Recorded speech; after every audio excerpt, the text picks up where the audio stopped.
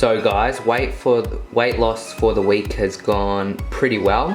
Average for the week was 155.17 pounds, which is just over a 3-pound difference from last week, which I am ecstatic about. You can see, I'll just point you guys' attention to how at the start of the week, my weight didn't really change for 3 days.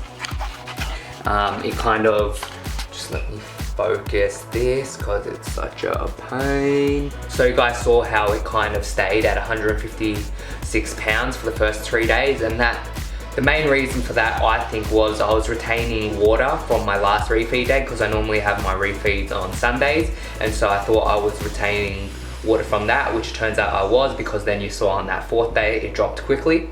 So the point I wanted to make with that is, if your weight hasn't changed for a few days, it's not a big deal. It could be any number of factors, from eating too much food, too much salt, water weight, etc. So don't be too concerned. If it doesn't change for, I'd say, at minimum a week, at most 2 weeks, if it doesn't change in 1 to 2 weeks, that's when you need to make a change, either increasing your exercise or dropping your calories, just to try and break through that plateau. So the plans for today, I'm going to get a blood test, because I need to, it's just a general checkup. There's nothing that's wrong or anything like that, so hopefully that's all gonna go well. Today's actually it's a Saturday, so it's a rest day from the gym, but I'm still gonna show you the previous week's footage. So this is Summer Shreds episode 4. It's episode 4 now. We'll get in there. So I'll let the clips play for you guys. See you later, guys. So last night at around, what time was it? Around 10 o'clock, my sisters called my parents up. They were on their way home, and they're like, we want Krispy Kremes. And now there's a 7-Eleven about a 1-minute drive away from my house up the road. And so my parents are like, yeah, sure. So they come home, they bring the 3 or 4 actually it was 3 boxes of Krispy Kremes. And then they sit on the couch and they start eating it right in front of me. And of course I can't have any, because I'd already eaten most of my calories for the day, and I only had a little bit left for my fruit before bedtime. So they're eating it. I look at them, I take a picture, I sniff them, and I really, really wanted one of them. But of course, I didn't have one. That's called willpower. So what did I do? I really, really wanted a donut. So what I did is, I snuck one away from them and I saved it in the fridge so I could eat today. That's the kind of dieting I follow. Even though I really wanted it yesterday, I found a way to fit it into my macros today. I took out some of the butter I was going to use in my food, and maybe some of the fruit I was going to eat before bed to get some extra carbs in. And so before bed I'll have almonds or something, because I know this is going to take up a lot of carbs. There's about 22 carbs in one of those. So that's what If It Fits Your Macros is all about. Trying to fit the foods that you want to eat, even though they may not be the best foods in the world, trying to fit them into your diet. And if you don't know what a Krispy Kreme is, or if you've never had one, you're definitely missing out, and I'll try and find one in your area as soon as possible. So I just wanted to let you guys know about that. Even if it doesn't fit into your macros, try to make it fit the next day, and you'll enjoy it just as much anyway. Willpower, guys. Willpower. Hey guys, so just finished an awesome workout. Today is, what's today? Today is Monday, and Monday is one of my favorite workout days, because it's not as intense as my other days. It's on Mondays it's kind of like a back/lower back/abs workout that my trainer has me on, and I find it really relaxing after a heavy squat session yesterday on Sunday.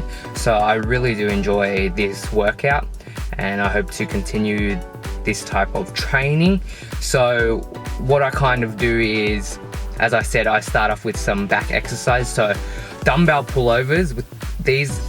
This exercise feels amazing on my back. I'd highly recommend it. I know a lot of other YouTubers have recommended dumbbell pullovers to really grow your back as well. But even it just feels amazing in your lats.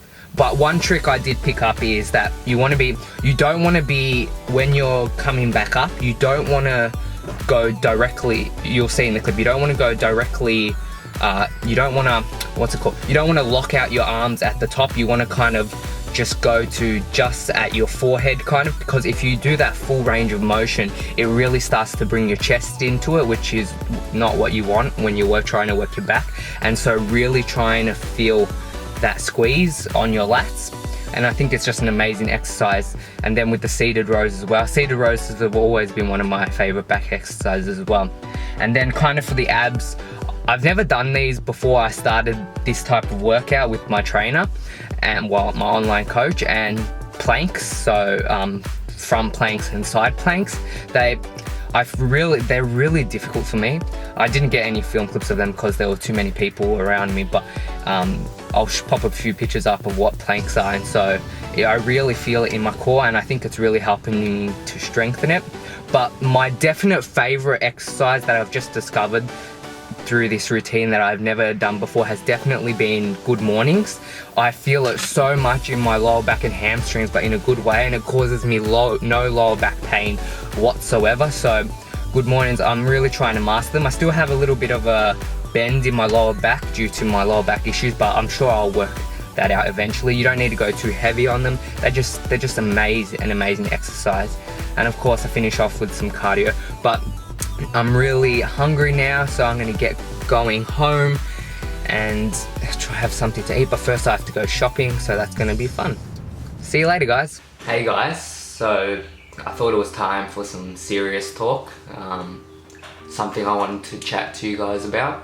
So just today, a few hours ago, I took my dog to the vet again because I told you guys last time that she cut her foot open. And yes, I'll rewind a bit. Yesterday I took her to the vet to get her stitches out, and everything was fine, everything was okay. And so I was given the okay to let her go outside, she could get wet, everything like that was all okay.